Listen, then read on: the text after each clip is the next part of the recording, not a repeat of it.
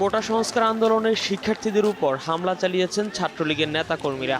হামলায় আন্দোলনকারী শিক্ষার্থীদের অনেকে মারধরের শিকার হয়েছেন। আক্রান্ত শিক্ষার্থীদের মধ্যে ছাত্রীরাও রয়েছেন।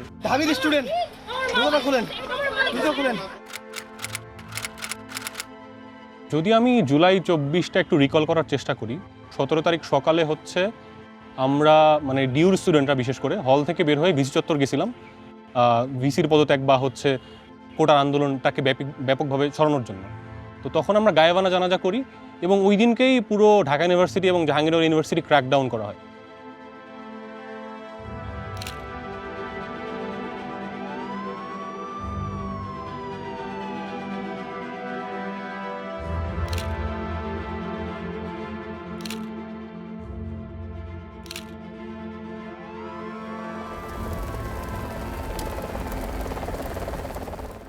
হয়তো এটাই শেষ, মানে কোনো মোমেন্টাম পাচ্ছি না, মানে সবকিছু কেমন নির্জীব লাগছে, কিছু হচ্ছে না, কি হচ্ছে বুঝতে পারছি না। মানে এই আন্দোলনটাও হয়তো নিরাপদ সড়ক আন্দোলনের মতো এইভাবেই থামিয়ে দেওয়া হবে। তো 18 তারিখ সকালবেলা উঠে আমি ফেসবুকে ঢুকে দেখি যে all ice on BRAC university, all ice on Uttara. So পুরো ঢাকা শহর তখন প্রাইভেট ইউনিভার্সিটির ছেলে মেয়ে দখলে ছিল।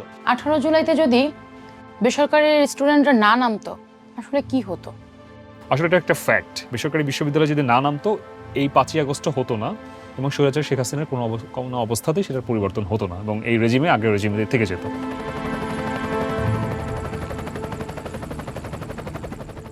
কোটা সংস্কার আন্দোলনের একটা বড় পার্ট ছিল যারা পাবলিক ইউনিভার্সিটিতে পড়ে, যারা হচ্ছে মানে সরকারি চাকরি বা সরকারি চাকরির জন্য পরীক্ষা দিবে বা বিসিএস ক্যাডার হবে বা বিসিএস এর জন্য পরীক্ষা দিবে। প্রাইভেট ইউনিভার্সিটিতে এই রেশিওটা খুবই কম। যখন দেখলাম বাংলাদেশে মানুষ নির্বিচারে এভাবে মারা যাচ্ছে, আমি কিভাবে একটা মানুষ হিসাবে, আমি তো মানুষ, সব কিছুর আগে পড়ে আমি তো মানুষ, আমি কেন ঘরে থাকবো?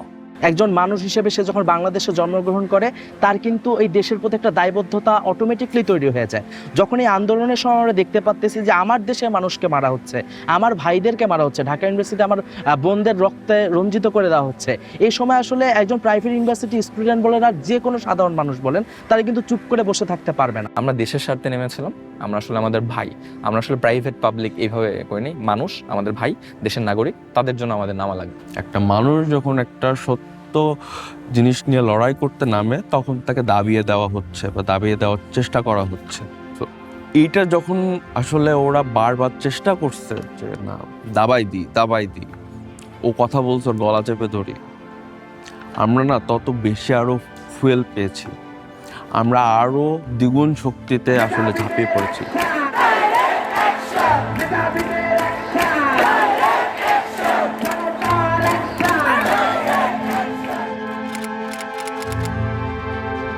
রামপুর ব্রিজেই দেখলাম যে সব কিছু বন্ধ, বাস এগুলো কোনো কিছু চলছে না। আমি হেঁটে হেঁটে ব্র্যাক পর্যন্ত যেতেই জাস্ট অনেকগুলো স্টুডেন্ট জড়ো হয়ে আছে। আমি দাঁড়ানোর সাথে সাথে পর মনে হয় 4টা টিয়ার শেল, চারদিকে একদম থমথমে, এবং সাথে সাথে লাঠিচার্জ শুরু হয়। সামনের দিকে যারা বসেছিল সবাইকে লাঠিচার্জ করে ছত্রভঙ্গ করে দেওয়া হয়।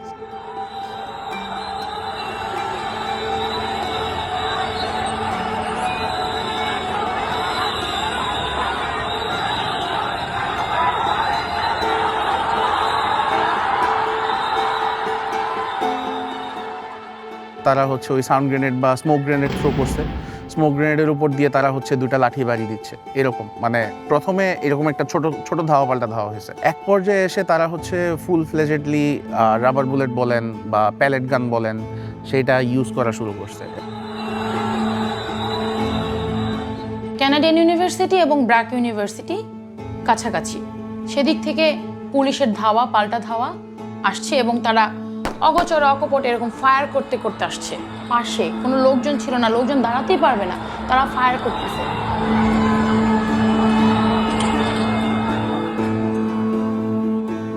পুলিশ কি করলো, এই সাইডটা থেকে আমাদের এই যে গ্লাস ছিল আরো আমাদের এই পাশের কিছু রুম, এগুলো সব কিছু ভেঙে, কারণ এটা আটকানো ছিল, ওনারা ভেঙে এখান থেকে আমাদের এখানে সিঁড়ি আছে, এই সিঁড়ি থেকে ওনারা রুফে চলে যায়।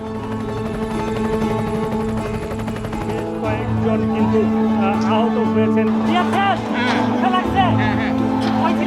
আমি এখানে সামনে ছিলাম, কান্নাকাটি করতেছে, দৌড়াদৌড়ি করতেছে, কে কোথায় যাবে, কারণ কারো কোনো প্রস্তুতি নাই।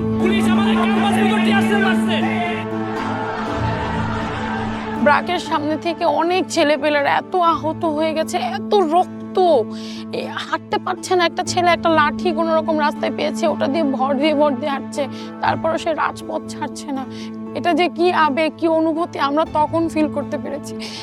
এটা আমাদের বাংলাদেশ, কারণ বাংলাদেশটা যে এরকম একটা নির্মমতার শিকার হবে এটা 18 জুলাই না আসলে আসলে কেউ কখনো উপলব্ধি করতে পারতো না।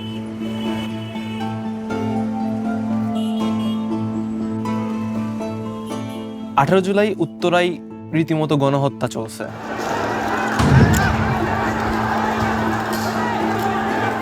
এটা ছিল আমার লাইফের সবচেয়ে ট্রমাটিক ডে, এবং আমি মৃত্যুর সামনে থেকে ফিরে আসছি বলা যায়। প্রাইভেট ভার্সিটি যারা আছে, নর্দার্ন, আইউবেট, মানারাত, উত্তর ইউনিভার্সিটি, আরও যতগুলো আছে, শান্তা মারিয়াম, ওয়ার্ল্ড ইউনিভার্সিটি, আমরা সবাই উত্তর আজমপুরে আমরা ব্লকেট করি। এই জায়গাটাই 18 তারিখের এমন যুদ্ধাবস্থা তৈরি হয়েছিল। এই পেট্রোল পাম্প যেটা আমরা এখানে পিছনে উত্তর আজমপুর যে পেট্রোল পাম্প, এই পেট্রোল পাম্পের সামনে কিছু টিন ছিল। তো ছেলেপেলে সেই টিনগুলো খুলে শিল্ড হিসেবে ইউজ করতেছিল রাবার বুলেটের এগেইনস্টে। আমরা লাল লাল ব্যারিকেডগুলো নিয়ে সামনে আগাই, আমরা টিন ভাঙি, একজন টিন ধরে থাকে, তার পিছন থেকে আরো কয়েকজন ইট মারতে মারতে আগাচ্ছি। আমাদেরকে দেখে চারপাশ থেকে আমাদের ভাইরা আসছিল, সেই মুহূর্তে পুলিশ আমাকে ফোকাস করে গুলি করে।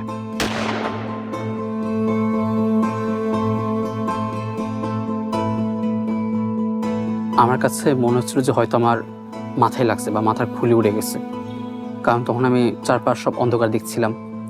তখন মুখে হাত দিয়ে আমি বসে পড়ি, ফিল করি যে মুখ থেকে রক্ত, গরম গরম রক্ত আমার হাতে এসে লাগছে। তো তখন আমি চিল্লাইতে থাকি, স্লোগান দিতে থাকি। তখন এসে আমাকে রেস্কিউ করে, তারা ইট মারে থানায়, ইট মারতে মারতে আমাকে নিয়ে যায়। ফার্স্ট আমি কিছুক্ষণ হাঁটছিলাম, তারা আমাকে হেঁটে হেঁটে নিয়ে যাচ্ছিল। আমি বললাম যে ভাই আমি পারতেছি না, আমার পুরো হাতটা মনে হচ্ছে যে হাত ভেঙে গেছে। তখন তারা আমাকে কোলে নেয়। ওই সময় হচ্ছে আমি ভিক্টোরি সাইনটা দেখে।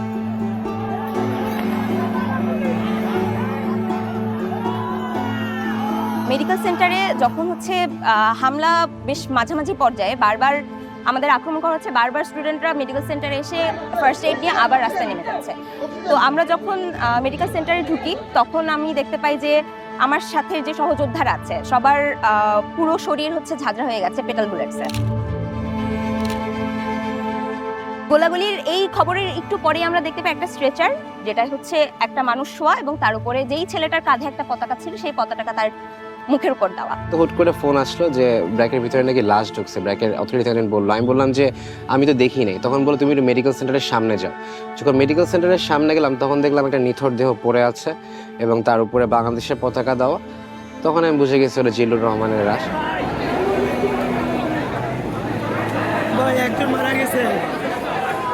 সবাই কান্নাকাটি ওই মুহূর্তটাতে, মানে সবার তো একেবারে সমবয়সী ছেলে মেয়ে ওইখানে। ওই অনুভূতিটা কি, মেয়েরা চিৎকার করে কাঁদতেছে যে আমার ভাইকে মেরে ফেলছে, আমার ভাইকে মেরে ফেলছে, আমরা এখানে কিভাবে থাকি। মেয়েরাও তখন চলে গেছে রাস্তায়। একটা ছেলে আসছে, মারা গেছে গুলিতে, সরি। ও জানতো না, মানে ওর বাসায় কেউ জানতো না যে ও এখানে আসছে, ও না বলে আসছে। এবং ও না বলে আসছে, ওর বাসায় জানতো না যে তার ছেলে মারা গেছে, কারণ তার ফোন থেকে না কল করা হয়েছিল। আমাদের ভার্সিটির সামনে একটা ছেলে না, দুইটা ছেলে মারা গেছে, অনেকে আহত হয়েছে, নিহত হয়েছিল দুজনের একজন আমাদের ভার্সিটির মধ্যে ফায়ার করে তাকে হত্যা করা হয়েছিল, আর একটা ছেলেকে জাস্ট মাথায় গুলিটা লেগেছে এবং তার মগজগুলো, রক্তগুলো একসাথে গলে পড়েছে, সেই স্পটে মারা গেছে এবং তাকে হাতে হাতে সবাই ধরেও নিয়ে গিয়েছিল। তার বাসায় কেউ জানতো না যে তার ছেলে এই আন্দোলনে এসেছে এবং তার ছেলে মারা গেছে। সে বাসা থেকে বলেই আসে না। আমাদের ছেলে মেয়েরাই এইখানে, এইখানে এরাই আন্দোলন করতেছে, এই মানুষগুলোর উপরেই বুলেট চালাচ্ছে, মানে এদের জানের কি কোনো দাম নাই? শুধু ব্র্যাকের স্টুডেন্টই ছিল হাজার হাজার, ইস্ট ওয়েস্টের স্টুডেন্ট, ক্যানাডিয়ানের স্টুডেন্ট, ওই দিকে হচ্ছে বাড্ডার দিকের এত স্টুডেন্ট, প্রতি মুহূর্তেই হচ্ছে মানে স্টুডেন্ট আসছে, তারা হচ্ছে বুলেট বের করছে, ব্যান্ডেজ করে নিয়ে যাচ্ছে, আবার আন্দোলনে চলে যাচ্ছে। ভাইয়ারাও এক একজন মানে বুলেট নিয়ে হাসতেছে, বডির বিভিন্ন জায়গায় বুলেট, রক্ত বের হচ্ছে, আমরা সূচের মতো জিনিস দিয়ে, তারপর বিভিন্ন জিনিস দিয়ে হচ্ছে বুলেটগুলো বের করে দিচ্ছিলাম, বায়োডিন দিয়ে, আবার হচ্ছে কটন দিয়ে রেখে দিচ্ছিলাম, তারা সেই অবস্থায় আবার চলে যাচ্ছে, কেউ খুঁড়ে যাচ্ছে পায়ে ওই বুলেট নিয়ে। ঢাকার যে বৃহত্তর জায়গাগুলো আছে, রামপুরা, তারপরে বাড্ডা, অন্যদিকে বসুন্ধরা, উত্তরা, মিরপুর, ধানমন্ডি, এই যে জোনগুলো আছে বেসরকারি বিশ্ববিদ্যালয়ের শিক্ষার্থীরা নিত্য তেজগাঁও আছে, এই জোনগুলাকে কিন্তু আসলে একটা মানে অনেকগুলো ডট হিসাবে যদি আমরা ধরি, এই ডটগুলাকে আসলে পুসআপ কানেক্ট করেছে। সত্যি কথা বলতে আমার কাছে মনে হয় প্রাইভেট ইউনিভার্সিটির স্টুডেন্টরা শুধুমাত্র 18 জুলাই থেকে না, মানে আমি আমার ব্যক্তিগত অভিজ্ঞতা থেকে যেটা দেখেছি, জাহাঙ্গীরনগর বিশ্ববিদ্যালয়ে যখন 14, 15 এবং 17 তারিখ 3 দিনই হচ্ছে আমরা ভয়াবহ আক্রমণের শিকার হই, কিন্তু 15 তারিখের যে রাতের বেলা যে আক্রমণটা, যেটা লাইভ সামাজিক যোগাযোগ মাধ্যমে সবাই দেখতে পেয়েছে, তো 16 তারিখ আসলে জাহাঙ্গীরনগর বিশ্ববিদ্যালয়ে বিশাল বড় একটা জনস্রোত নামে, এবং এই জনস্রোতার আমি বলবো 60% ছিল আমাদের ক্যাম্পাসের বাইরের শিক্ষার্থীরা, অর্থাৎ বিভিন্ন প্রাইভেট বিশ্ববিদ্যালয়ের শিক্ষার্থীরা। আমাদের পাশেই ড্যাফোডিল ইন্টারন্যাশনাল ইউনিভার্সিটি আছে, উত্তরা ইউনিভার্সিটি আছে, গণবিশ্ববিদ্যালয় আছে, এই ধরনের বিভিন্ন প্রাইভেট বিশ্ববিদ্যালয়ের শিক্ষার্থীরা কিন্তু একদম শুরু থেকে, অর্থাৎ যখন থেকে আমাদের উপর হামলা হলো তখন থেকেই তারা আমাদের পাশে একদম সশরীরে, অনলাইনে সমর্থন তো আছে কিন্তু একদম সশরীরে তারা আমাদের সাথে এসে দাঁড়িয়েছিলেন। জাহাঙ্গীরনগর ইউনিভার্সিটি বলতেছিল যে ওদের সবকিছু বন্ধ করে দিচ্ছে, লাইট বন্ধ করে দিচ্ছে, ছাত্রলীগ পুলিশ অত্যাচার করতেছে, গুলি চালাচ্ছে, কেউ বের হতে পারতেছে না। তখন আমাদের এই ড্যাফোডিল ইন্টারন্যাশনাল ইউনিভার্সিটি থেকে আমরা প্রায় অনেক স্টুডেন্ট, প্রায় কয়েক হাজার স্টুডেন্ট তাদের ওখানে যায়, এখান থেকে তো অনেক দূরে ড্যাফোডিল, সেখানে যাই তাদেরকে উদ্ধার করার জন্য। এটা আমাকে অনেক আন্দোলন কেন্দ্রিক অনেক স্পেয়ার যোগায় যে হ্যাঁ আমরা হয়তো বা কিছু না করতে হলে এটা করছি, অন্তত ওদের আমাদের এক পাবলিকান ভাইদের সহযোগিতা করছে। একটা ছেলের হাতের এখানে গুলি লাগছিল, ওই ওই ওই ছাত্রলীগের ছেলে পেলেদেরই গুলিতে, ওর এখানকার হাড়টা ফেটে বাইরে বের হয়ে আসে। ডাক্তার হচ্ছে দূর থেকে মানে ওর যে এখানে মাসেলে যে ইনজেক্ট করবে অ্যানেস্থেসিয়া, এটা দেওয়ার একটু ওয়ে ছিল না, মানে মাসেলটা খুলে মানে ঝুলে আছে এখানে, আর সাদা হাড়টা বের হয়েছে, হাড়টা ফেটে গেছে। মহিলা যে ডাক্তার ছিল উনি কাঁদতেছে আর দূর থেকে এভাবে স্প্রে করতেছে অ্যানেস্থেসিয়াটা, এরকম একটা অবস্থা। তো আমি ওনাকে নিয়ে গেলাম যে ম্যাম দেখে এই কিছু করা যায় কিনা, কিছু একটা দেন, বেঁধে দিই অন্তত। বুলেট তো আর বের করার ওয়ে নাই ওই সময়। তো ওই মহিলা ডাক্তার উনি আমাকে একটা গজ দিয়ে বললো যে বাবা তুমি হচ্ছে প্রেস করে ধরে রাখো, অনেক বেশি চাপ দিবা। আমি চাপ দিতে গেছি যে ব্যথা দেখি চিল্লাচ্ছিল যে ব্যথা পাচ্ছে, তো বলছে তুমি যত বেশি ব্যথা পাক সমস্যা না, তুমি চেপে ধরে রাখো। তা আমার এই যে আঙ্গুলের এই 3টা ফাঁক দিয়ে হচ্ছে গরম গরম রক্ত চুয়ে চুয়ে পড়তেছিল, মানে দেখতেছিলাম যে ব্লিডিং হচ্ছে, মানে আমি একটু জোরে প্রেস করলে দেখি যে আরও ব্লিডিং হচ্ছে, ওয়ে ছিল না, ব্লিডিং বন্ধ করার ওয়ে নাই, হাত দিয়ে রক্ত বের হচ্ছে। একটু পরে দেখি যে কথা বলতেছে না, আমি হচ্ছে ওর হচ্ছে মুখে এভাবে ধরে মারতেছিলাম যে এই তোমার নাম কি, কথা বলো, চোখ খোলো, no response, he was dead. ওই একই দিনে 5 থেকে 6 জনকে আমরা রাস্তায় সরায় রাখছি, ডেড বডি।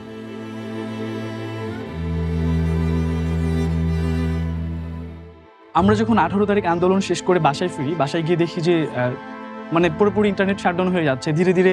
তখন হচ্ছে মোবাইল কানেকশনও মানে ডাটা কানেকশনও চলে যাচ্ছে, এবং বাসায় যে ওয়াইফাই লাইন ছিল সেটাও চলে যাচ্ছে।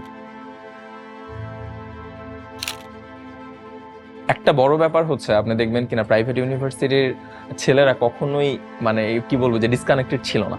এটা রিজন হচ্ছে যখন অনলাইন বন্ধ তখন আমরা কয়েকটা আইপি অ্যাড্রেস পাইতাম আমাদের এখানে, যে এই আইপি অ্যাড্রেসে ঢুকেন, আমরা সবগুলো ফুটেজ দেখতে পাই কে কোন, এবং আমরা চ্যাট করতাম আইপিতে, কারণ তখন জাস্ট ওয়াইফাইটা মানে বন্ধ ছিল, বাট এই যে আইপি যেরকম আমরা যেরকম এফটিপি সার্ভারগুলো ইউজ করি, এরকম সার্ভার ইউজ করতাম। আমরা কন্টিনিউয়াস মানুষকে ফোন দিতাম দেশে, এবং সেখান থেকে আমরা বিভিন্ন অ্যাপসের মাধ্যমে স্কাইপ, ইওলা এই টাইপের অ্যাপসগুলোর মাধ্যমে আমরা ফোন দিতাম, এবং হচ্ছে নর্মাল নেটওয়ার্কে ফোন দিতাম, ইন্টারনেট যেহেতু ছিল না, সেখান থেকে ইনফরমেশন যা পেতাম সাথে সাথে আমরা এটার আপডেটটা দিতাম। এভারকেয়ার হসপিটালে আমি যখন যেতাম, ওইখানে অনেকে দেখা যেত যে বিভিন্ন সময় আমি যারা আহত ছিল তাদেরকে নিয়ে যখন যেতাম, দেশের বাইরে থেকে তাদের আত্মীয় স্বজনকে দেখতে আসতো, এদের সাথে একটু সম্পর্ক স্থাপন করে এদের কাছে একটা পেন ড্রাইভ দিয়ে আমি আমার যত ভিডিও করা ছিল সবগুলো আমি দিয়ে দিতাম। এই কাজটা আমি করতাম সবসময়। আমি 5 জনকে ফোন দিচ্ছি এবং এই 5 জনকে ব্রিফ করছি যে আপনি আরও 5 জনকে ব্রিফ করবেন। মানে এইভাবে আসলে একটা ইন্টার কানেকশনের মাধ্যমে আমরা সবগুলো ডিপার্টমেন্ট সবগুলো যারা আছে আর কি সবাইকে কানেক্ট করেছিলাম। তো এরপরে আমরা হচ্ছে মানে ট্রাই করতেছি বিভিন্ন ইউনিভার্সিটির গ্রুপগুলোতে খুঁজতেছি যে এই গ্রুপগুলোতে কারা বেশি পোস্ট দিচ্ছে, এদের সাথে যদি আমরা কানেক্ট করতে পারি তাহলে হচ্ছে ওই ইউনিভার্সিটি থেকে আমাদের সাথে পাবো। এবং গ্রুপগুলোর মজা হচ্ছে কিছু সাংকেতিক নাম দিতাম, যে খেলার মাঠ, ময়দান, এই টাইপের লেখা দিতাম, যাতে করে আমরা জানতাম তো পুলিশ তখন চেক করতে পারে এবং চেক করে যাতে কোনো কিছু না পায় ওরকম ভাবে। সো ওই গ্রুপগুলোর মাধ্যমে সবসময় তথ্য জানিয়ে দিতাম। সো এটা কিন্তু অনেক বড় জিনিস, গোটা ওয়ার্ল্ডে আমি জানি না, বাট এই যে জুলাই অভ্যুত্থানে প্রাইভেটের যদি কোনো স্টেক দেওয়া লাগে এই জায়গাটাতে এইটা এইভাবে তুলে আনা লাগবে যে আইপি অ্যাড্রেসের মাধ্যমে সব বন্ধ, বাট আমরা কমিউনিকেটেড আছি, আমরা জানি যে নাহিদ কি বলছে, আমরা জানি যে আসিফ কি বলছে, ওরা আসলে কোথায় আছে বা আমাদের কি স্টেপ নেওয়া লাগবে। কমিউনিকেটেড কিন্তু আমরা সবসময়ের জন্য রয়ে গেছি।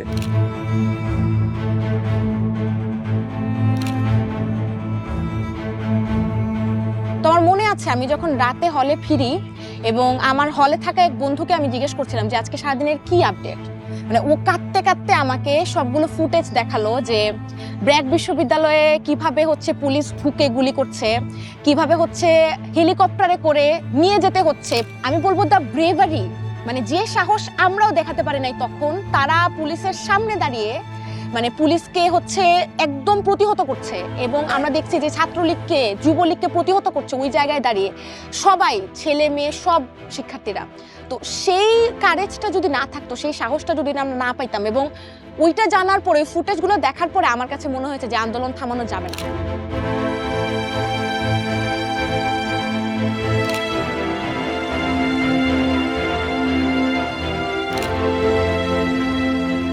আপনি যদি বলেন আমার তো কোনো স্বার্থ ছিল না, আমাকে কেউ টাকা পয়সা দেয়নি, আমি অট্টালিকা করব না, আমার বাবা মা আমাকে পড়িয়েছে তাদের কষ্ট অর্জিত টাকা দিয়ে, আমি খেয়েছি, পড়েছি, ঘুমাইছি, আড্ডা দিয়েছি, এর বাহিরে তো আমার আর কোনো কাজ ছিল না। পুরোটাই হচ্ছে একদম গ্রাসরুট লেভেলের আন্দোলন। সবাই নিজের জায়গা থেকে নিজের তাগিদে নেমে এসেছে, কোনো ব্যক্তির ডাকে বা কোনো নেতার ডাকে বা কারো ব্যক্তির স্বার্থ এখানে আসলে ছিল না যখন আমরা আন্দোলনে নেমেছি।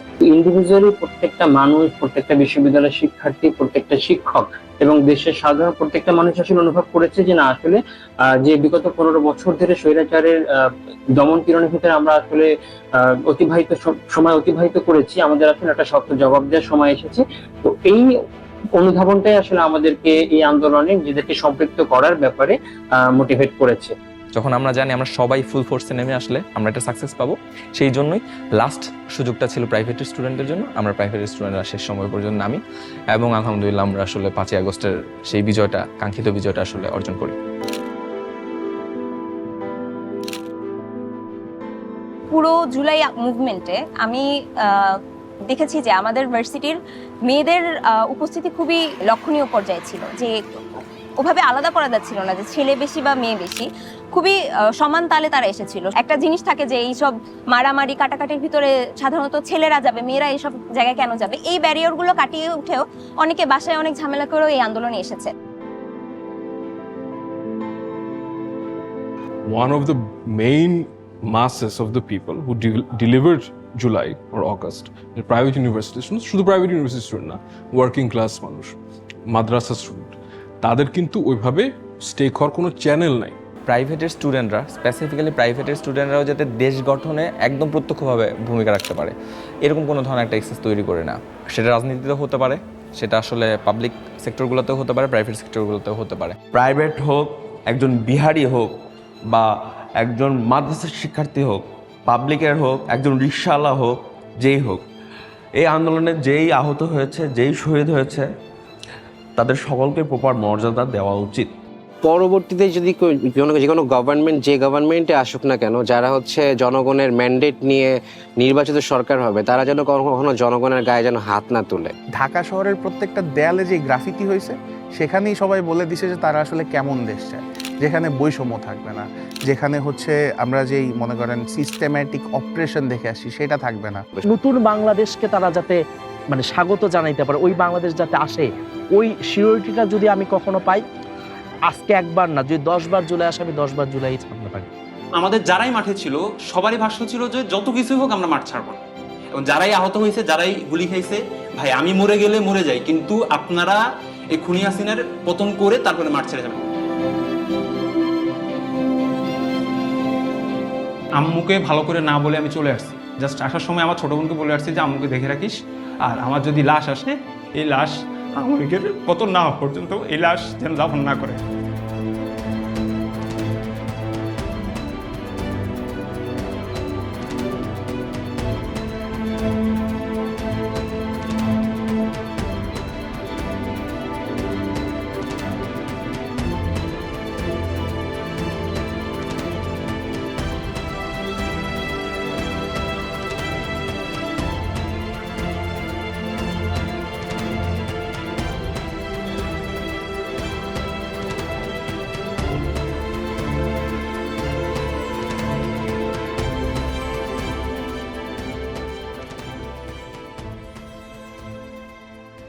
you